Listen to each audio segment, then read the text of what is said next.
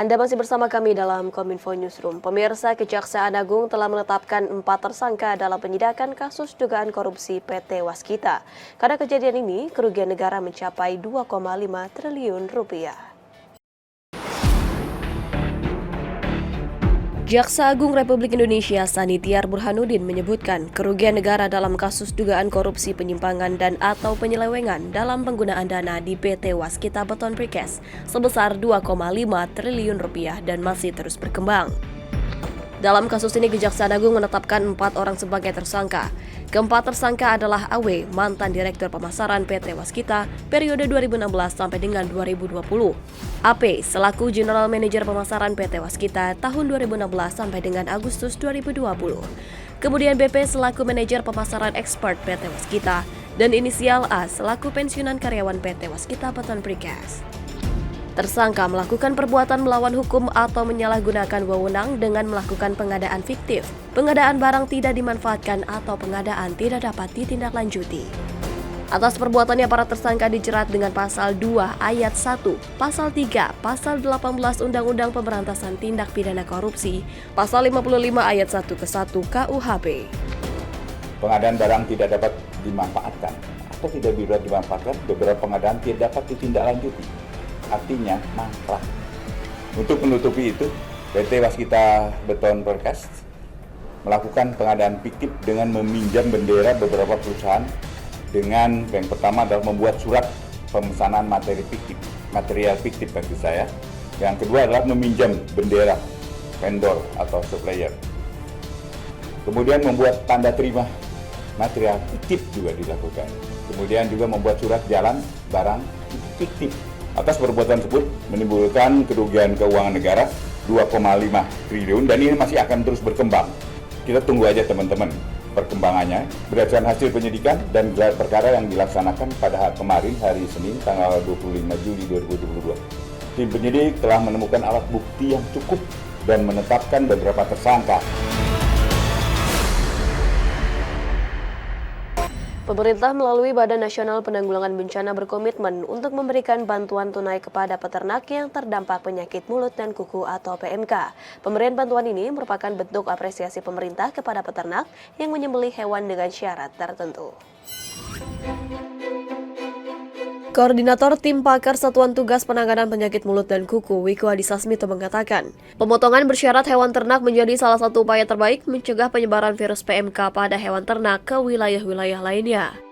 Wiko mengatakan berdasarkan data dari Provinsi Bali dan Kalimantan Tengah memiliki presentasi ternak dipotong bersyarat cukup tinggi dibandingkan dengan jumlah hewan yang sakit, yakni sekitar 99,46% terhadap 551 kasus dan 46,98% terhadap 645 kasus.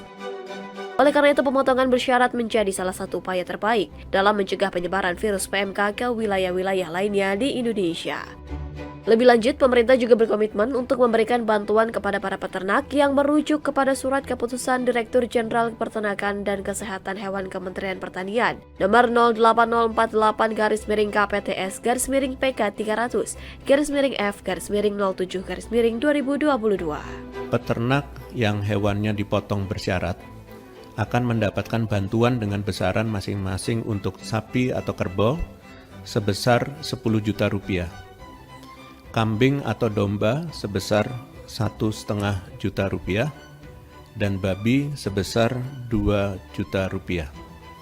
Dengan besaran bantuan yang diberikan ini menjadi upaya konkret dari pemerintah untuk mendukung para peternak di tengah-tengah situasi sulit yang mereka hadapi agar ekonomi mereka dapat kembali pulih. Perhelatan ASEAN Para Games 2022, para kontingen seluruh negara sudah mulai berdatangan di Bandara Adi Sumarno, Jawa Tengah. Kedatangan para kontingen ini disambut oleh tarian dan sejumlah kesenian.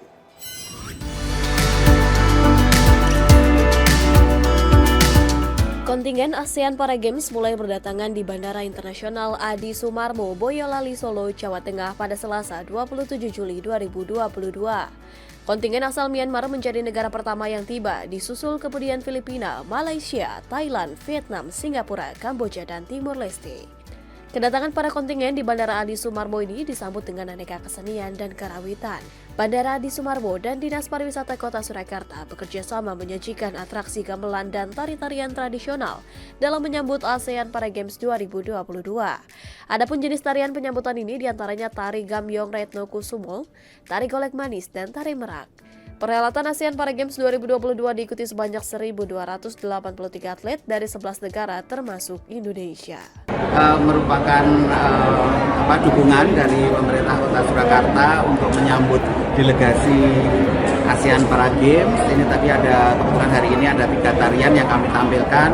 Ada tari Gambyong Retno Kusumo yang bermakna penyambutan tamu istilahnya, kemudian juga tari golek manis itu menggambarkan gadis remaja yang mereka sedang bersolek.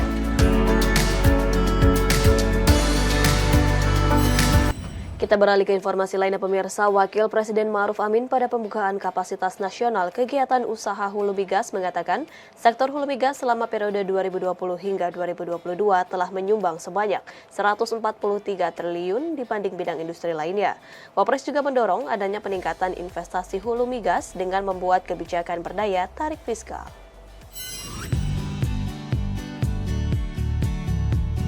Wakil Presiden Ma'ruf Amin pada peresmian pembukaan Forum Kapasitas Nasional Kegiatan Usaha Hulu Migas tahun 2022 mengungkapkan, berdasarkan laporan pengadaan tahun 2020 hingga Maret 2022, industri migas telah berkontribusi sebesar 143,6 triliun terhadap bidang industri lainnya, seperti industri penunjang migas, sektor ketenagakerjaan, UMKM, transportasi, kesehatan, pariwisata, dan lain sebagainya. Wapres menyebutkan migas sudah lama memainkan peran strategis dalam pembangunan dan pertumbuhan di Indonesia. Migas tidak hanya berperan sebagai sumber energi, bahan baku industri atau sumber penerimaan negara, namun juga menjadi motor penggerak utama perekonomian nasional yang menciptakan multiplier efek bagi lingkungan sekitar serta sektor usaha lainnya. Pemanfaatan komponen dalam negeri pada industri migas harus dioptimalkan untuk peningkatan kapasitas nasional, sektor migas, dan sektor lainnya. Wapres juga mendorong peningkatan investasi hulu migas dengan meminta Menteri SDM dan Menteri Investasi merumuskan langkah-langkah yang dapat memberikan daya tarik fiskal bagi investor.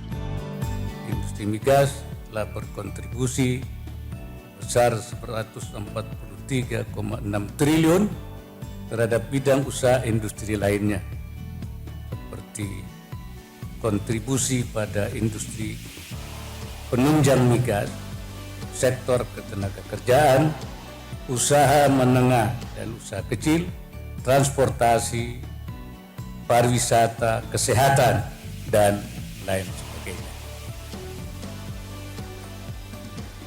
Kontribusi industri migas terhadap industri lainnya akan sangat bermanfaat bagi peningkatan kapasitas nasional. Karena untuk meningkatkan kapasitas nasional di sektor migas dan sektor lainnya, pemanfaatan komponen dalam negeri pada industri migas harus semakin dioptimalkan.